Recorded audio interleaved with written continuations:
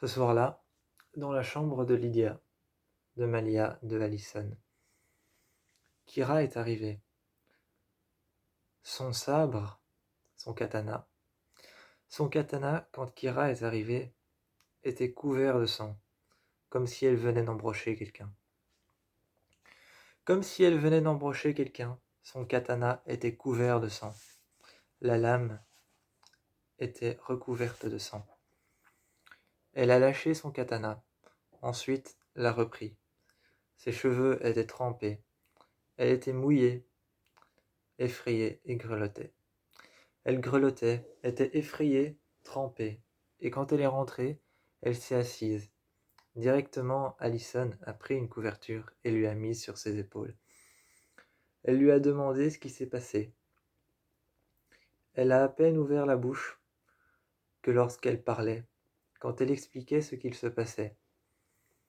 Sur le mur devant elle, dans la chambre de Lydia, de Allison et de Malia, un triangle commençait à se dessiner, petit à petit.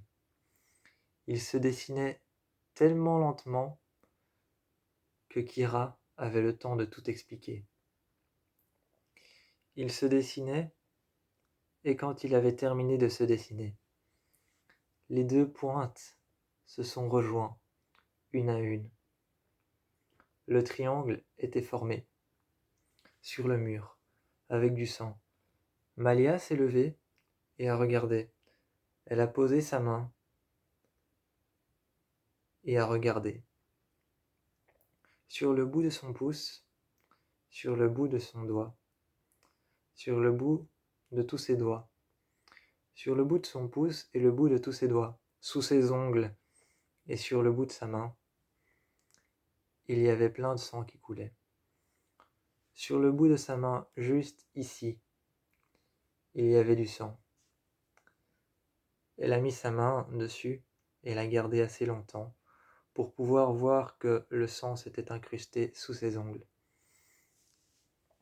Quand elle a regardé ça, Kira était debout, les yeux fermés, la tête vers le bas.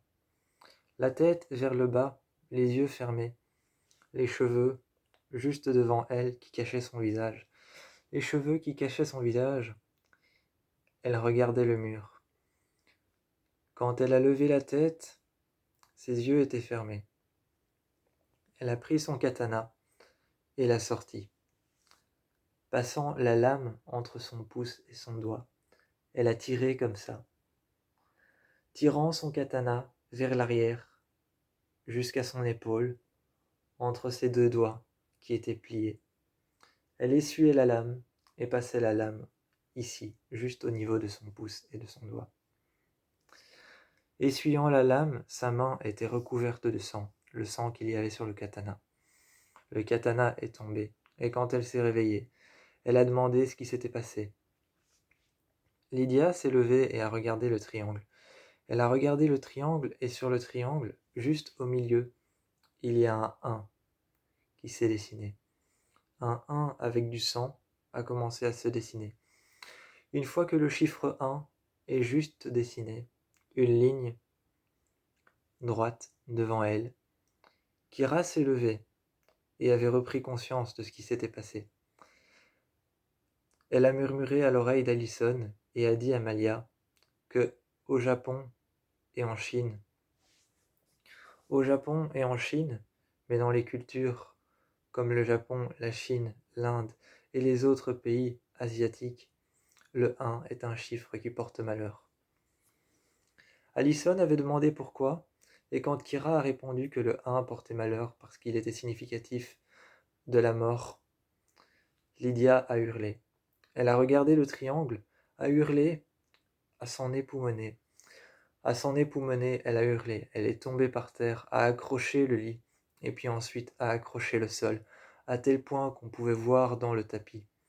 À tel point qu'on pouvait voir dans le tapis ses ongles qui formèrent une trace de ses cinq doigts qui avaient accroché le tapis. Encore un peu, et ses ongles étaient contre le tapis, contre le sol. Mais quand elle s'est relevée, on pouvait encore voir la trace de ses mains, qui avaient agrippé le tapis tellement fort. Elle avait hurlé et regardé le sang qui était en train de couler, le triangle avec un 1 au milieu. Et tout ça, juste devant elle, était un signe de l'autel. Juste derrière, il y avait les cadavres. Quand elle a mis sa tête contre le mur, elle s'est avancée. Quand Lydia s'est avancée, après avoir hurlé, après avoir repris conscience, elle a avancé, a mis sa tête contre le mur, son oreille contre le mur, et a essayé d'écouter ce qu'il se passait. Elle a entendu des murmures, des voix bizarres, des voix étranges. Elle racontait que contre le mur, quelque chose lui parlait. Elle racontait que contre le mur, quelque chose lui parlait. Elle racontait qu'elle savait entendre des choses contre le mur. Ensuite, elle s'est retirée. Styles et Scott lui ont directement demandé ce qu'elle a entendu. Styles et Scott lui ont directement demandé ce qu'elle a entendu. Elle n'entendait qu'une seule chose, c'était « prenez garde ». Elle entendait qu'il y avait des murmures qui lui disaient de prendre garde. Il y avait des murmures qui lui disaient de partir. Il y avait des voix, des murmures qui lui disaient de sortir de la chambre. Il y avait des murmures qui disaient de partir de l'hôtel. Il y avait des murmures qui leur disaient tout simplement de s'en aller. C'est tout ce qu'elle a raconté. Et quand elle a fermé les yeux, quand elle a cligné des yeux, quand elle a cligné des yeux et qu'elle écoutait toujours au mur, en avançant, peu à peu, en écoutant contre le mur, elle entendait des murmures à l'intérieur du mur. Elle a avancé jusqu'à la porte et a entendu qu'on frappait contre le mur, comme si on frappait du poing contre le mur. Près de la porte, elle entendait que c'était comme si on frappait du poing contre le mur.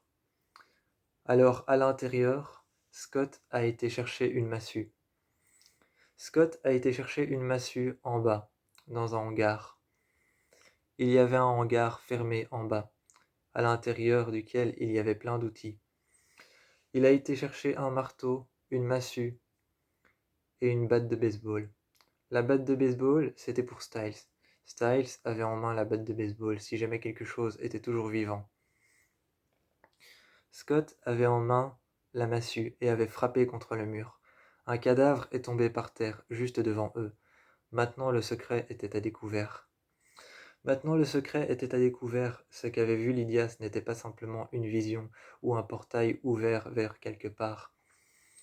Ce que Lydia avait vu dans l'endroit dans lequel ils avaient enfermé le Darak, ce n'était pas un portail ouvert vers quelque part, c'était pas une vision, c'était juste les murs de l'hôtel. Quand ils se sont rendus compte que ce n'était pas une vision ou un portail ouvert vers quelque part, vers un autre endroit, c'était juste l'intérieur des murs de l'hôtel. Ils ont regardé à l'intérieur des murs de l'hôtel, le Darak n'y était plus. Ou alors, où est-ce qu'il était? Lydia s'est demandé alors où est-ce qu'il était, quand ils se sont tous tournés vers Lydia. Lydia a eu de nouveau la même vision. Elle n'a pas hurlé, mais elle a eu cette vision de cet endroit, avec plein de cadavres.